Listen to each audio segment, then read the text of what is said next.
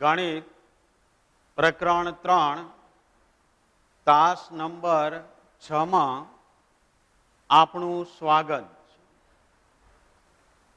અગાઉના તાસની અંદર સમીકરણ યુગ્મનો ઉકેલ શોધવાની આદેશની રીત આગળ આપણે જોઈ ગયા. હવે બીજી બૈજિક રીત, લોપની રીત અહીંયા આપણે જોઈશું. તો લોપ એનો અર્થ થાય અદ્રશ્ય થવું, દૂર થવું. અહીંયા કોઈ એક ચલનો લોપ થતો હોય, આ રીતને લોપની રીત તરીકે ઓળખવામાં આવે છે.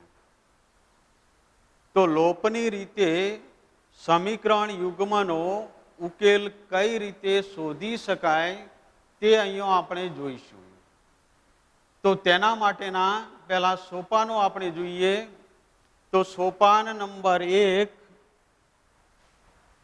સૌ પ્રથમ બંને સમીકરણના સ્વરૂપ સમાન ન હોય તો સમાન કરવા. દાખલા તરીકે x + 2y = 5, 3x = y - 3.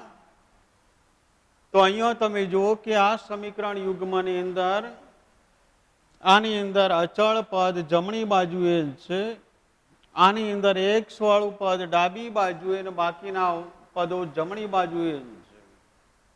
તો બંનેનું સ્વરૂપ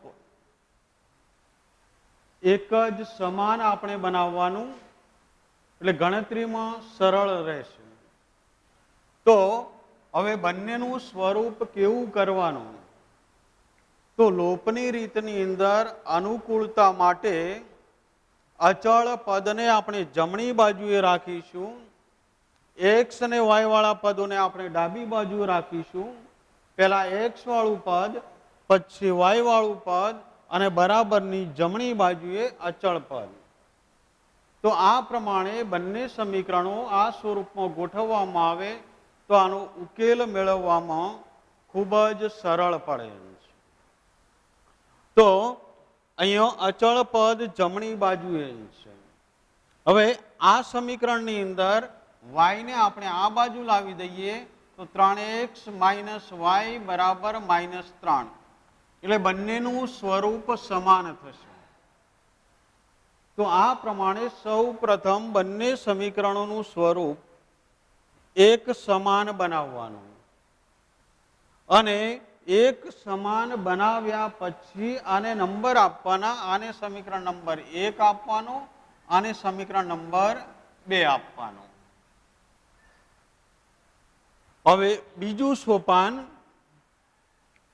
બંને સમીકરણોને સમાન સ્વરૂપમાં ફેરવ્યા પછી આગળ બંને સમીકરણને યોગ્ય શૂન્યેતર સંખ્યા વડે ગુણી કોઈ એક ચલના એક્સના સહગુણકો સમાન કરો અથવા વાયના સહગુણકો સમાન કરો. બેમાંથી જે અનુકૂળ પડે એમાંથી કોઈ પણ એકના સહગુણકો સમાન કરવા. તો સોપાન નંબર 2 ની અંદર બંને સમીકરણોમાં કોઈ એક ચલના સહગુણકો સમાન કરવા. દાખલા તરીકે અહીંયા આપણે આ સમીકરણ યુગમાં અહીંયા આપણે લીધેલું છે. તો અહીંયા જો ચલ એક્સના સહગુણકો આપણે સમાન કરવા હોય, અહીંયા એક્સનો સહગુણક 1 જ છે, અહીંયા એક્સનો સહગુણક 3. તો બંનેના સમાન કરવા એટલે કઈ રીતે સમાન કરવા, કેટલા સમાન કરવા? તો બંનેમાં એક્સના સહગુણકો જે હોય એનો લસા લેવાનો. 3 અને 1 નો લસા 3 આવે. તો જે ચલના સહગુણકો તમે સમાન કરતા હોય એના સહગુણકોનો લસા જેટલો આવે તેટલો સહગુણક બંનેનો સમાન કરવો. અને સમાન કરવા માટે યોગ્ય શૂન્યેતર સંખ્યા વડે ગુણવા. તો બંનેનો લસા 3 છે. તો આનો સહગુણક 3 છે જ. હવે અહીંયા સહગુણક 3 કરવા માટે આ સમીકરણના બધા પદોને આપણે 3 વડે ગુણવા પડે. બંને બાજુ બધા પદોને 3 વડે ગુણવામાં આવે તો 3x પ્લસ 6y બરાબર 15. તો આ પ્રમાણે યોગ્ય સંખ્યા વડે ગુણી કોઈ એક ચલના x ના સહગુણકો સમાન કરવા. જો ચલ y ના સહગુણકો આપણે સમાન કરવા હોય તો અહીંયા y નો સહગુણક 2 છે અને અહીંયા y નો સહગુણક -1 છે. અહીંયા આપણે ચિહ્નને અહીંયા ધ્યાનમાં લઈશું નહીં. y નો સહગુણક 1 આપણે સમજીશું. તો 2 અને 1 નો લસા 2 આવે. તો y ના બંનેમાં y ના સહગુણકો 2 કરવાના. તો અહીંયા સહગુણક 2 આપેલો જ છે એટલે સમીકરણ 1 ને આપણે કોઈ ગુણવાની જરૂર નથી. તો સમીકરણ 2 ને આપણે બધા પદોને 2 વડે ગુણવા પડે. 2 વડે ગુણીએ તો 6x - 2y બરાબર -6. તો બંને સમીકરણોમાંથી કોઈ એક ચલના સહગુણકો સમાન કરવા માટે યોગ્ય શૂન્યેતર સંખ્યા વડે ગુણવા. હવે જે સહગુણકો સમાન કરતા નવા 2 સમીકરણો જે મળે, સોપાન નંબર 3, સહગુણકો સમાન કરતા જે નવા 2 સમીકરણ મળે એ સમીકરણનો કાં તો સરવાળો કે બાદબાકી કરતા જેના સહગુણકો સમાન હશે તે ચલનો લોપ થશે અને બાકીના ચલનું સુરેખ સમીકરણ મળશે. આ સમીકરણને ઉકેલવામાં આવે તો તે ચલની કિંમત મળશે. હવે અહીંયા સહગુણકો સમાન કરતા નવા 2 જે સમીકરણો મળે એ સમીકરણમાં જો તમે x ના સહગુણકો સમાન કર્યા હોય, બંને સમીકરણમાં x વાળા પદના ચિહ્નો જો સમાન હોય તો બંને સમીકરણની બાદબાકી કરવાની. જો બંનેના ચિહ્નો અસમાન હોય, એકમાં પ્લસ હોય અને બીજામાં માઇનસ હોય, તો બંને સમીકરણોનો સરવાળો કરવાનો. ફરી જેના સહગુણકો સમાન કર્યા હોય એ ચલના બંને સમીકરણમાં પદોના ચિહ્નો સમાન હોય તો બાદબાકી કરવી, અસમાન હોય એટલે કે વિરુદ્ધ હોય તો સરવાળો કરવાનો. અને એક ચલનું સુરેખ સમીકરણ ઉકેલતા આપણને તે ચલની કિંમત મળશે. હવે તે ચલની કિંમત મૂળ સમીકરણો પૈકી એટલે મૂળ જે 2 સમીકરણો હતા એમાંથી કોઈ પણ એક સમીકરણમાં જે આપણને ગણતરી સરળ પડે એવું સમીકરણ પસંદ કરવાનું. તો કોઈ એક સમીકરણમાં મૂકતા બાકીના ચલની કિંમત મળશે. તો આ રીત તે જેને લોપની રીત કહે છે અને આ સોપાન પ્રમાણે આગળ વધતા લોપની રીતે આપણે સમીકરણ યુગ્મનો ઉકેલ શોધી શકીએ. અહીં આપણે સ્વાધ્યાય 3.4 નો દાખલા નંબર 1 લઈ અને આ રીત આપણે સમજીએ. હવે આગળ તમને ખ્યાલ હોય તો આદેશની રીતમાં વિધાન આપણને ચલ વિનાનું વિધાન મળે. જો ચલ વિનાનું વિધાન સત્ય હોય તો અનંત ઉકેલો છે અને અસત્ય હોય તો ઉકેલ નથી. આવા વિધાનો તમે કોઈ પણ રીતે એનો ઉકેલ શોધો એમાં મળી શકે એમ છે. તો આવા વિધાનો જો મળતા હોય, ચલ વિનાના વિધાનો મળે તો સત્ય હોય તો અનંત ઉકેલો, અસત્ય હોય તો ઉકેલ નથી. આ બાબત ધ્યાનમાં રાખવી. સ્વાધ્યાય 3.4 દાખલા નંબર 1, નીચેના સમીકરણ યુગ્મનો ઉકેલ લોપની રીતે મેળવો. પુસ્તકની અંદર સમીકરણ યુગ્મનો ઉકેલ લોપની તેમજ આદેશની રીતે પણ મેળવવો એમ આપેલું છે. પરંતુ અહીંયા આપણે આદેશની રીત આગળ આપણે જોઈ ગયા, એટલે અહીંયા આપણે લોપની રીતે આનો ઉકેલ આપણે મેળવીશું. તો દાખલા નંબર 1 નો બીજો, 3x + 4y = 10, 2x - 2y = 2.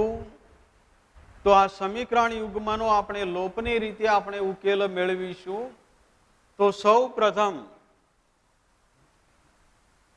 બંનેના સ્વરૂપો આપણે તપાસી લેવાના કે બંનેના સ્વરૂપો આપણે સમાન ન હોય તો સમાન કરવા. તો અહીંયા બંનેના સ્વરૂપો અચળ પદ જમણી બાજુ, બાકીના પદો ડાબી બાજુ એ છે, તો બંનેનું સ્વરૂપ સમાન છે. બીજી એક બાબત, કોઈ પણ રીતે તમે ઉકેલ શોધતા હોય ત્યારે કોઈ સમીકરણના બધા પદોમાંથી જો કોઈ સામાન્ય નીકળતા હોય તો સામાન્ય કાઢી અને સરળ સમીકરણ બનાવવાનું. અહીંયા તમે જુઓ કે 2x - 2y = 2. તો અહીંયા બધા પદોમાંથી 2 સામાન્ય નીકળે છે. એટલે 2 વડે બધા પદોને ભાગવામાં આવે તો x - y = 1 આ સમીકરણ આપણને મળશે. હવે આ સમીકરણ અને આ સમીકરણ મૂળ બંને એક જ સમીકરણો છે, એટલે ઉકેલમાં કોઈ ફરક પડતો નથી. તો બંને સમીકરણોને સમાન સ્વરૂપમાં ફેરવ્યા પછી નંબર આપવાના. કોઈ સામાન્ય નીકળતા હોય તો સામાન્ય કાઢીને પછી મળતા સમીકરણોને નંબર 1 અને 2 આપવાનો. તો આને આપણે સમીકરણ નંબર 1 આપીશું. સામાન્ય કાઢતા મળતું સમીકરણ એને નંબર 2 આપીશું. હવે આ 1 અને 2 સમીકરણોમાંથી કોઈ પણ એક ચલના સહગુણકો આપણે સમાન બનાવીશું. તો અહીંયા આપણે y ના સહગુણકો સમાન બનાવીશું. આની અંદર y નો સહગુણક 4 છે, આની અંદર y નો સહગુણક ખરેખર તો -1 છે, પરંતુ અહીંયા આપણે સરળતા ખાતર આપણે 1 લઈશું. તો y ના સહગુણકો સમાન કરવા માટે સમીકરણ 2 ને આપણે 4 વડે ગુણવા પડે. તો સમીકરણ 2 ને આપણે 4 વડે ગુણી મળતા જે નવું સમીકરણ મળે એ બેનો અહીંયા y ના સહગુણકો સમાન કર્યા છે. y ના ચિહ્નો અસમાન છે, આનું પ્લસ અને આનું માઇનસ છે. તો જો ચિહ્નો અસમાન હોય તો બંને સમીકરણોનો સરવાળો કરવાનો. હવે આખી પ્રક્રિયા આપણે ટૂંકમાં આ રીતે આપણે દર્શાવીશું. સમીકરણ 1 પ્લસ સમીકરણ 2 ને 4 વડે ગુણતા સમીકરણ 1 ને કોઈ સંખ્યા વડે ગુણવાની જરૂર નથી. સમીકરણ 2 ને 4 વડે ગુણી મળતા સમીકરણોનો સરવાળો કરવામાં આવે. આ પ્રક્રિયાને આપણે ટૂંકમાં આ રીતે તમે લખો તો પણ ચાલે. તો મળતા નવા 2 સમીકરણો, આ 2 સમીકરણોનો સરવાળો કરતા 3x + 4 એક્સ બરાબર 7x, 4y માઇનસ 4y બરાબર 0, 0 અહીંયા આપણે લખીશું નહીં. 10 વત્તા 4 બરાબર 14. હવે એટલું ધ્યાનમાં રાખવાનું કે સજાતીય પદોનો જ સરવાળો બાદબાકી થઈ શકે અને સજાતીય પદના નીચે સજાતીય પદો એકબીજાની નીચે હોવા જોઈએ. એક્સ ના નીચે તમે વાય વાળું પદ લખો અને વાય ના નીચે તમે એક્સ વાળું પદ લખો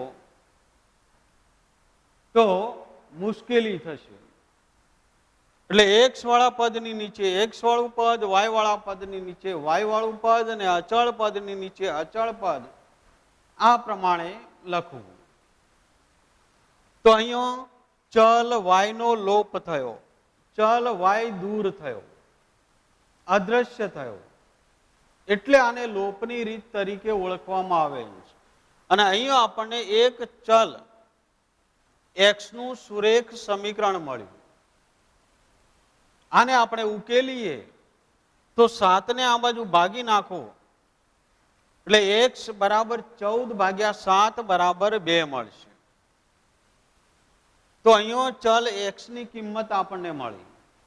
હવે એક્સ ની કિંમત આ બે સમીકરણો પૈકી કોઈ પણ એક સમીકરણમાં જેમાં ગણતરી સરળ પડે એવું સમીકરણ પસંદ કરવાનું. જો આની અંદર તમે મૂકશો તો પણ ચાલશે.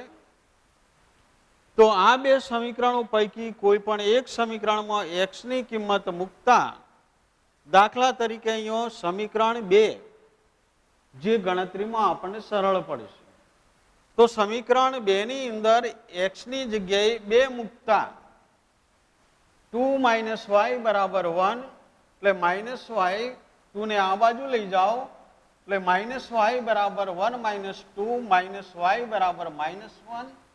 બંને બાજુ ચિહ્નો ઉલટાવી નાખો તો વાય બરાબર 1 આવે. તો આમ સમીકરણ યુગ્મનો ઉકેલ એક્સ બરાબર 2 અને વાય બરાબર 1 જ છે.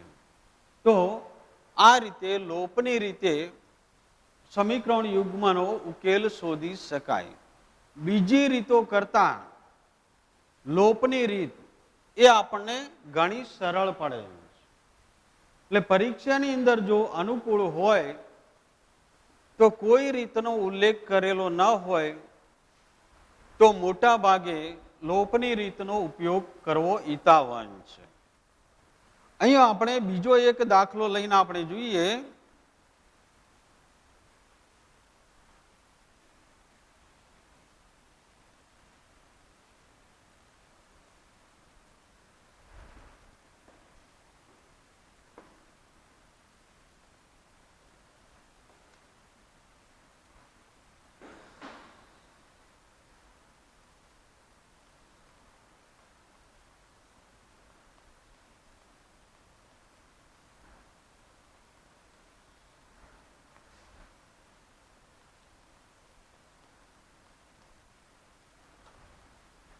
તો દાખલા 1 નો ચોથો દાખલો. અહીંયા તમે જુઓ કે સૌ પ્રથમ બંને સમીકરણો કોઈ પણ રીતે ઉકેલ શોધતા હોય તો આટલી બાબતો ધ્યાનમાં રાખવાની. સહગુણકો પૂર્ણાંકમાં ફેરવવાના. બધામાંથી કોઈ સામાન્ય નીકળતા હોય તો સામાન્ય કાઢી સમીકરણ સરળ બનાવવાનું. તો આની અંદર સહગુણકો અપૂર્ણાંકમાં છે. તો છેદ 2 અને 3 એનો લસા 6 વડે બધા પદોને ગુણવામાં આવે તો સહગુણકો પૂર્ણાંકમાં થશે. એટલે 2 અને 3 નો લસા 6 વડે ગુણતા, તો 6 વડે બંને બાજુ બધા પદોને ગુણી નાખો તો અહીંયા 3x આવશે. અહીંયા 2 વડે ગુણીએ એટલે 4y અને 6 વડે ગુણો એટલે -6. હવે આને સમીકરણ નંબર 1 આપો. હવે અહીંયા તમે જુઓ કે આનો સહગુણક અપૂર્ણાંક છે. તો અહીંયા છેદ 3 છે, તો 3 વડે બધા પદોને ગુણવામાં આવે તો 3x બરાબર આને 3 વડે ગુણીએ એટલે 3 3 કોમન નીકળશે, y બરાબર આને 3 વડે ગુણો એટલે 9. હવે અહીંયા તમે જુઓ તો આમ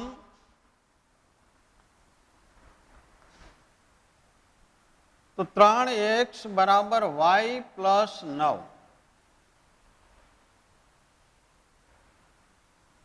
હવે અહીંયા તમે જુઓ કે બંને સમીકરણોનું સ્વરૂપ એક સમાન નથી. તો બંને સમીકરણોનું સ્વરૂપ આગળની જેમ આપણે અચળ પદોને જમણી બાજુ, બાકીના પદોને ડાબી બાજુ આપણે રાખવા. તો y ને તમે આ બાજુ લાવી દો ડાબી બાજુએ, તો 3x માઇનસ y બરાબર 9. હવે બંનેના સ્વરૂપ એક સમાન થયા. હવે આને સમીકરણ નંબર 2 આપી દો. તો આ પ્રમાણે મૂળ સમીકરણોના સહગુણકો પૂર્ણાંક ન હોય તો પૂર્ણાંક બનાવવાના, બંનેના સ્વરૂપો સમાન કરી અને મળતા સમીકરણોને નંબર 1 અને નંબર 2 આપવા. હવે આ સમીકરણ યુગ્મ અને આ સમીકરણ યુગ્મ બંનેનો ઉકેલ સમાન છે. તો આ મળતા નવા બે સમીકરણ યુગ્મ એનો ઉકેલ અહીંયા આપણે શોધીએ. તો અહીંયા આપણે જો x ના સહગુણકો સમાન છે, કોઈ ચલના સહગુણકો સમાન હોય તો કોઈ સંખ્યા વડે ગુણવાની જરૂર નથી. તો બંનેમાં x ના સહગુણકો સમાન છે, બંનેના ચિહ્નો સમાન છે. તો અહીંયા આપણે શું કરીશું? જેના સહગુણકો સમાન હોય એના ચિહ્નો જો સમાન હોય તો શું કરવાનું? બાદબાકી કરવાની. આમાંથી આ સમીકરણ બાદ કરો અથવા આમાંથી આ સમીકરણ બાદ કરો, ગમે તે રીતે કોઈ એકમાંથી બીજું બાદ કરો તો ચાલે. તો અહીંયા સમીકરણ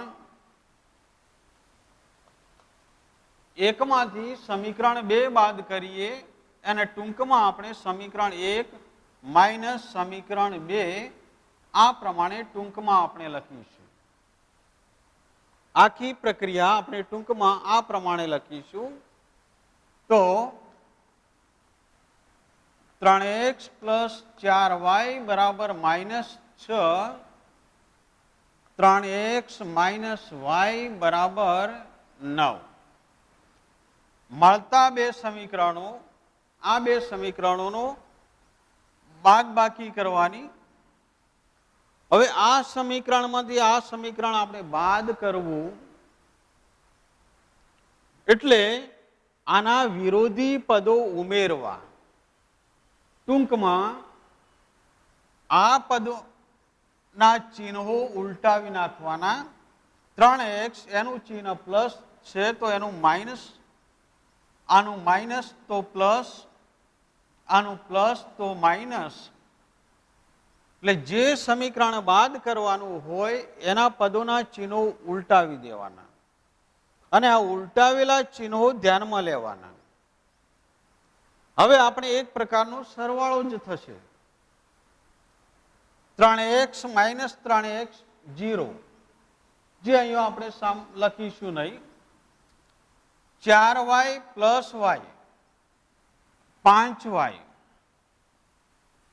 માઇનસ 6 અને માઇનસ 9 માઇનસ 15. હવે 5 ને આ બાજુ ભાગી નાખો તો અહીંયા તમે જુઓ કે x ના સહગુણકો સમાન છે એટલે ચલ x નો લોપ થયો અને ચલ y નું સુરેખ સમીકરણ મળ્યું. 5 ને આ બાજુ ભાગી નાખો એટલે y બરાબર -3 આવે. હવે y ની કિંમત આ સમીકરણની અંદર મૂકો, આ સમીકરણની અંદર મૂકો અથવા આ સમીકરણ ની અંદર મૂકો અથવા આ સમીકરણની અંદર મૂકો, કોઈ પણ સમીકરણમાં મૂકો તો બીજા ચલ x ની કિંમત આપણને મળશે. એવું સમીકરણ પસંદ કરો કે જે ગણતરીમાં સરળ હોય. અહીંયા આપણે સમીકરણ નંબર 2 ની અંદર y ની કિંમત આપણે મૂકીએ.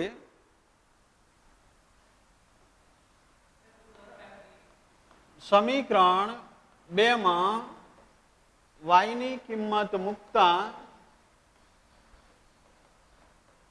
તો y ની જગ્યાએ માઇનસ, માત્ર y ની જગ્યાએ આ માઇનસ ચિહ્ન તો ખરું જ, પરંતુ y ની જગ્યાએ આપણે શું મૂકવાનું? -3 મૂકો. એટલે અહીંયા કાઉન્સ કરવો ફરજિયાત છે. બરાબર 9. 3x માઇનસ માઇનસ પ્લસ 3 ને આ બાજુ લઈ જાઓ એટલે 3x બરાબર 9 માઇનસ 3 બરાબર 6. 3 વડે ભાગી નાખો એટલે x બરાબર 2. તો આમ ઉકેલ xy બરાબર 2 અને -3. જવાબ તમે આ પ્રમાણે ક્રમયુક્ત જોડ દ્વારા લખો તો પણ ચાલે. હવે લોપની રીતે સ્વાધ્યાય 3.4 માંથી આગળ બાકીના દાખલા તમે ગણવાનો પ્રયત્ન કરજો. Thank you very much.